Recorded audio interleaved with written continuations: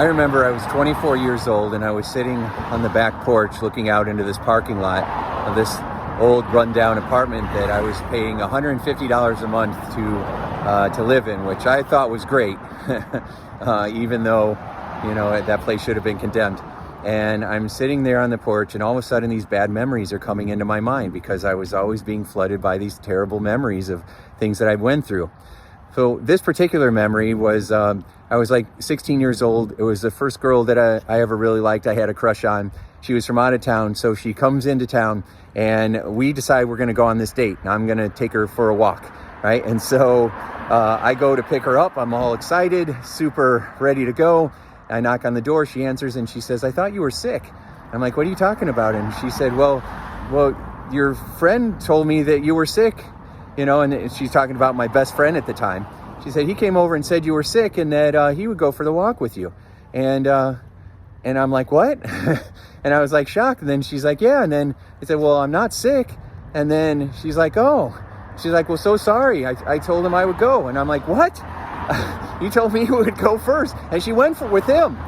And so I was so shocked and hurt and traumatized by that, right? Because of her, and then also my friend, and then even when she knew the truth, she went with him anyway, so it felt like a double rejection. It was awful.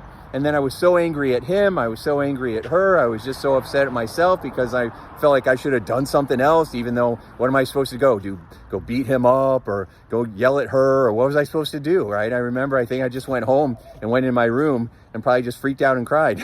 And so it was an awful, awful experience. And that memory would come up randomly all the time. It would just pop up all the time, and I would get that feeling of being betrayed, and then you can't trust people. And then I had terrible relationships because I didn't trust anybody and I thought they were just going to hurt you. And so it was a real mess.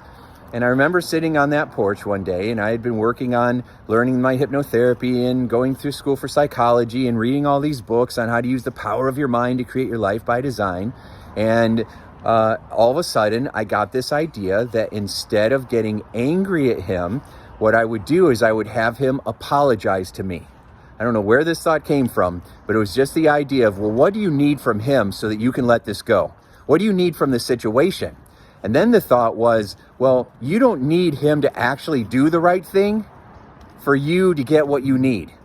Because a lot of times we think that we need other people to act a certain way, and some of those people are never going to act that way. They're too immature, they're too emotionally not intelligent, or they're too wounded, or they're too clueless. They don't have enough self-awareness to even acknowledge or own their actions. So they're never going to give you what you want, but you don't need them to. You can give it to yourself, and that will set you free. And it works because I did it for myself, and I've done it with tens of thousands of people, and it works. It absolutely does. 100% works.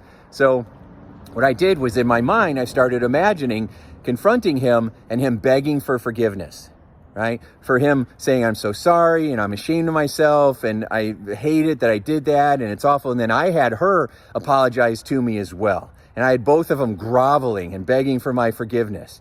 And then at first I was like, screw you, I'm not forgiving you, right? I'm going to hang on to that. But I found that hanging on to that anger wasn't hurting them, it was hurting me. It's like I'm holding this big rock. They're not holding the rock, I am, right? And I realized, well, I don't want to hang on to this anymore. So I threw the rock down and I said, I forgive you. And as soon as I forgave them, because they're young and silly and, dumb, we were 16, right? So I forgave him. And when I forgave him, it was like I set the rock down. I felt the freedom. I felt the peace. I felt the sense of ease. It had nothing to do with them or what they felt. I have no idea what they felt or what they were thinking or how they could even live with themselves, right? Or if they even thought about it anymore. Who knows? It doesn't matter. What matters is that I was able to give myself a sense of peace. Now, here's the really exciting piece of this. When I forgave them, that feeling never came back. What? That's the thing. When I forgave them and I played it differently in my mind, it set me free, and that negative feeling, that memory never came back. And I thought that was the most amazing part of it. Now, the reason it didn't come back is because it was resolved. The reason my brain kept it alive and kept the pain alive is because it thought it was protecting me, because what if this happens again? But all that was doing was keeping the pain alive. So when I started to release this and I forgave myself, then when I forgave them, and then I even forgave myself for hanging on to it for so long, then all of a sudden it was resolved and my brain didn't need to keep showing me it to protect me from it, because there was nothing to be protected from. I was now safe. I was now good. And I gave myself what I needed, which made me feel powerful and in control.